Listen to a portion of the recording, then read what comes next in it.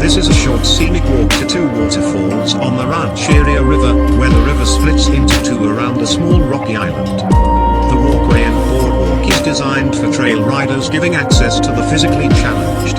The boardwalk leads to two nice viewpoints with railings, great spots for photos. People also paddle the river, but the falls must be avoided. There is a portage trail around them. Directions: drive the Alaska Highway towards Whitehorse, and there is a sign at km 1155 for the falls and picnic area. Parking lot and shelter here. Trail is marked as it heads into the forest. Drive the Alaska Highway towards Whitehorse, and there is a sign at km 1155 for the falls and picnic area. Parking lot and shelter here. Trail is marked as it heads into the forest. Rancheria Falls. Rancheria Falls is a worthy stop. There's about a 10-minute walk along a boardwalk that leads down to a fairly impressive fall. There are toilets and picnic areas for day use only. Along the road you'll find numerous government day use and campground areas. They're all extremely clean and well kept. The campgrounds are usually self-register and are small to medium campgrounds with pit toilets, picnic tables, fire pits and usually free firewood. The fee is $12 a night, which is a bargain. Most of these campgrounds can accommodate tents and mid-sized RVs, and are generally back in sites. Next trip to Rancheria Waterfall. I want to visit one by one the beautiful places that we deserve to visit. It is an exciting experience to seek beauty for the serenity of life. Rancheria Falls Recreation Site is worth mentioning here, as it is only 3 miles up the road from the Continental Divide. There is a short but very pleasant hiking trail down to the river and the beautiful Rancheria Falls. This is also highly recommended in order to burn off some of those Johnson's Crossing cinnamon bun.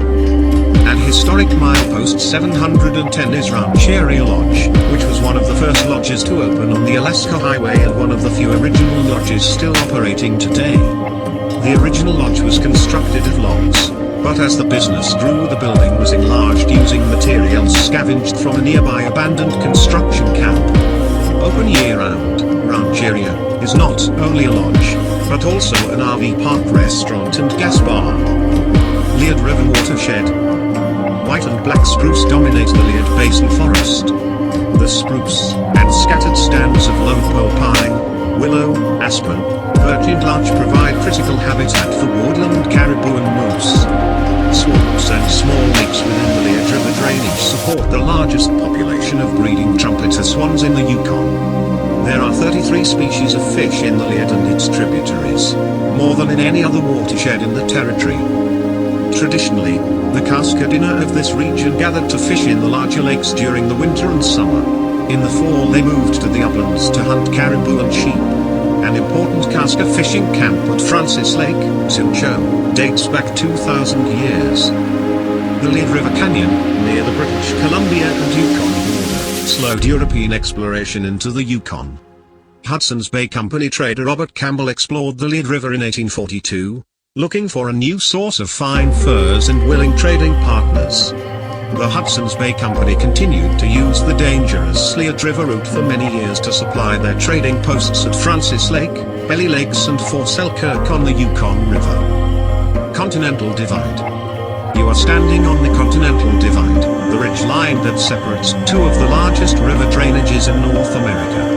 The Alaska Highway crosses the divide at one of the lowest points. Only humps of sand and gravel separate the west-flowing Swift River from the east-flowing Rancheria River. Drop a leaf into the Rancheria River to the east and it would float to the Liard River near Watson Lake, continue to the Mackenzie River in the Northwest Territories and eventually reach the Beaufort Sea, Arctic Ocean.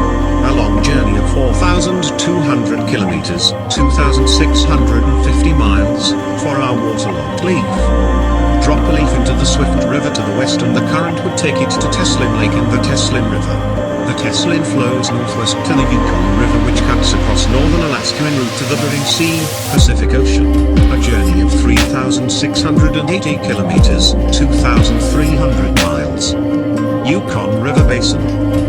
The boreal forest in the Yukon drainage is dominated by white and black spruce interspersed with unique sage grasslands and aspen parkland. thin lakes straddling the Yukon and British Columbia border are the headwaters of the Yukon River, but this was not always the case. Until 3 million years ago, the ancient Yukon rivers flowed west and south from the mountains in central Yukon and Alaska. The current drainage was created when encroaching ice, during the last ice age, blocked the river and backed up the water until a new channel was created in Alaska near the Yukon border. The now northwesterly flowing Yukon River is still adjusting to its new channel. A portion of the Yukon River landscape, called Irinia, was never glaciated. The low rolling hills and plateaus in northwest Yukon are separated by broad, deeply cut valleys.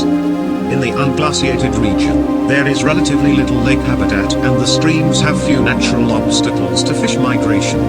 Many fish species, including Chinook and chum salmon, Arctic grayling, northern pike, burbot and several species of whitefish, occur in both the glaciated and unglaciated regions of the river.